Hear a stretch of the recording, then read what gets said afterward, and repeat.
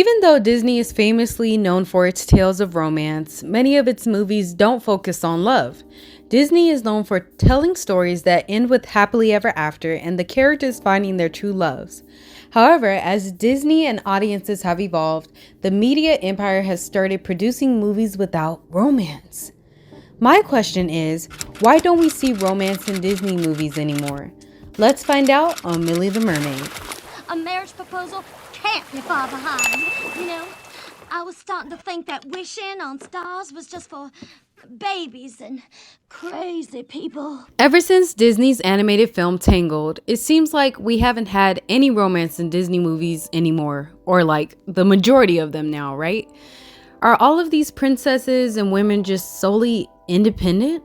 What kind of message is this sending to our society and our youth? We all know that various forms of media has a huge impact on how we live our lives and how we think about certain topics when it comes to dating. Let's face it, if people didn't really care about being in a relationship, there would be no dating apps or TV shows or even YouTube videos talking about this subject. Growing up, I think there was so many of us who wanted that Disney fairy tale relationship that ended in a happily ever after in a marriage. And on the other hand, some of us really didn't want that. But what changed this? What has caused Disney to no longer invest in making stories about romantic connections anymore? Well, let's take a look at the Disney films that has come out since Tangled to clarify. And by the way, I'm focused specifically on the story of the heroine figures from these animated films. Since Tangled that has come out in 2010, we have had movies like Brave, Frozen, Moana, Encanto, and the recent film Wish. All of these films are led by female protagonists. What all of these women heroines have in common is that there is no romance. There is no fondling and singing about being with a prince. Well, maybe except for Anna, but what about Elsa? I mean, I get it. They had other priorities and maybe they were more focused on their own internal conflicts. And that may contribute to why they were not ready to move to the next step of falling in love with someone. But I can't help but to miss that specific storyline when it comes to Disney because they made romance look so desirable. Like from the films like Aladdin and Beauty and the Beast and so on, I feel like now Disney has no interest in telling stories like these anymore. There's a lack of variety. There's a lack of storytelling in different themes. There's a lack of themes in storytelling now for Disney, and there's a lack of variety. And I think that's a problem.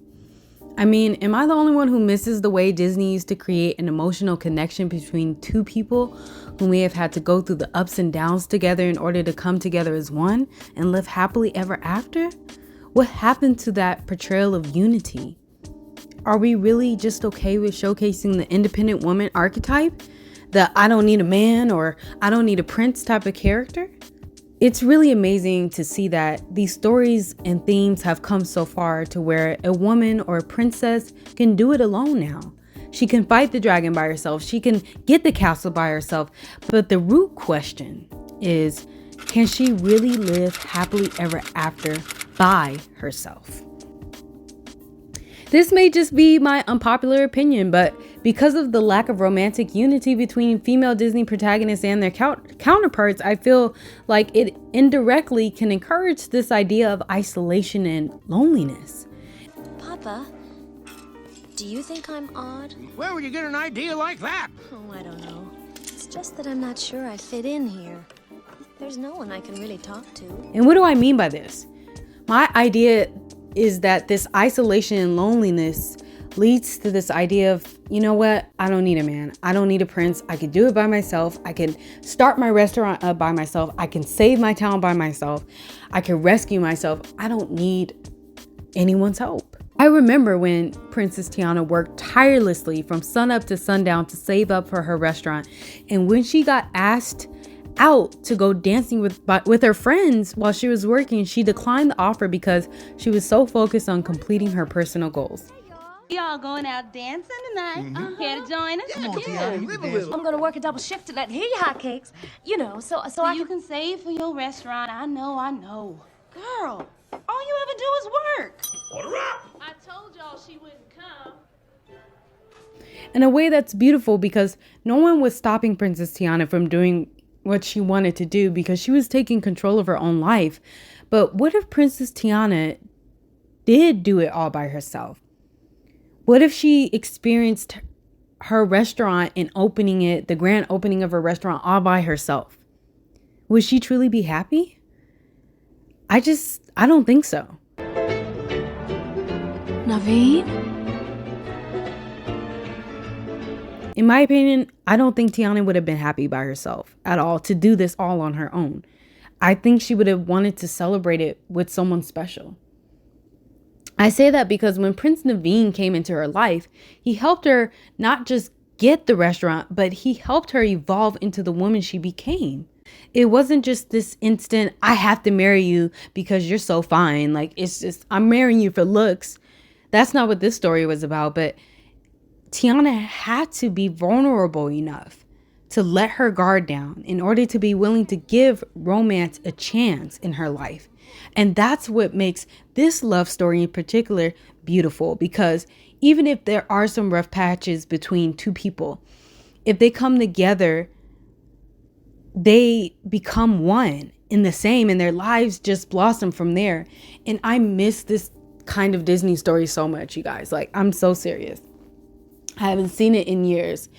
It's just always very independent woman trope, and that's it. There's no variety. There's a lack of storytelling in that regards. I know it has evolved into other things, but I just miss this kind of Disney story.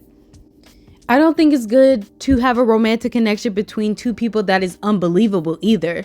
So movies like Snow White, The Little Mermaid animation style, and Cinderella, you know, they lived happily ever after because of looks. They chose their partners because of looks only.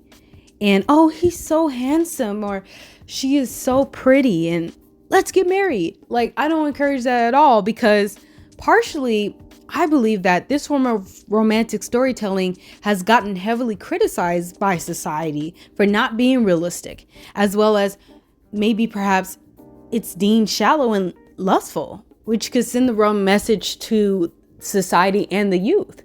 And maybe that's partially the reason why Disney is kind of taking a step back with those type of stories, romantic stories. It shouldn't happen in real life. A person getting married because of looks and status alone, that's probably not such a wise choice. But does this happen in real life? Yes. Yes, you better believe it. It happens all the time, where we may get romantically involved with someone, even start a family with them out of wedlock solely because of how they looked and our heightened attraction for each other and being in the moment. This happens all the time, and once again, that's lust. That's not love. But not to get too carried away with that. Stories like Beauty and the Beast from Disney, where Belle had to get to know the Beast before forming a real true love connection between the both of them, is one of Disney's timeless classics. It's just not a popular theme anymore to see that kind of development between two individuals in Disney stories and coming together on a romantic level. And another film related to Disney, but it's not actually Disney, it's a Pixar film. It's called The Incredibles. This film portrays the most realistic romantic relationship that I have seen on an animated classic. So Mr. and Mrs. Incredible were both heroes. They were young, they were fighting crime, and they fell in love with each other, and they got married. But they had to quit their hero duties and sort of assimilate to just regular non-hero life, like just being a parent and just being a worker in society. And so because of this, Mr. Incredible had ended up getting out of shape. He was depressed. He was working to death at his job, while Mrs. Incredible was a stay-at-home wife / mom. She was taking care of the children at the time and sending them to and from school. And by the way, this is the first film. And between the two of them, there would be verbal disagreements about their family life. And in the end, they still worked together to get through the tough times. And even when you get married, in the wedding vows, it says for better or for worse. And that is really the test of a romantic relationship, not just the initial attraction and the lustful feelings that you get for someone, but do you guys get through the trials together? Can we get through this together? Those make the really good stories. So there comes the question, what's the general new focus for Disney stories moving forward? Family love seems to be a much better container for complexity. With the ideal of the family comes a sense of natural obligation to one's siblings and parents, an obligation that can survive whatever spats and mixed feelings life throws our way. We are perfectly used to the idea of siblings fighting or teenagers yelling at their parents while being also deep down extremely fond of each other. The idea that family members will always love one another is no more natural than the idea of romantic love will always save us in the end. But the family as a space of fantasy is better than romance at accommodating ambivalence. Complexity fits far better into this frame, so we can more easily believe that the pain that comes with family love will eventually be followed by a happy ending. And that was in the article in the newsletter for Sophie's Hale. All I'm saying is there is no perfect man and there is no perfect woman. We all have to stop looking for perfection out of people. Even it doesn't matter beyond the romantic relationships.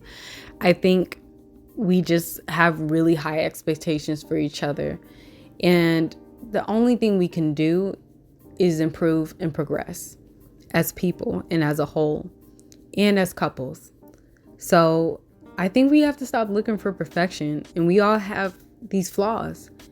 And we all have a story to tell. We all need love and we all need to be patient with each other and ourselves. And most of all, we need to be kind to each other. What do you think about today's topic? Share your ideas in the comments down below, and I'll catch you next time on Millie the Mermaid.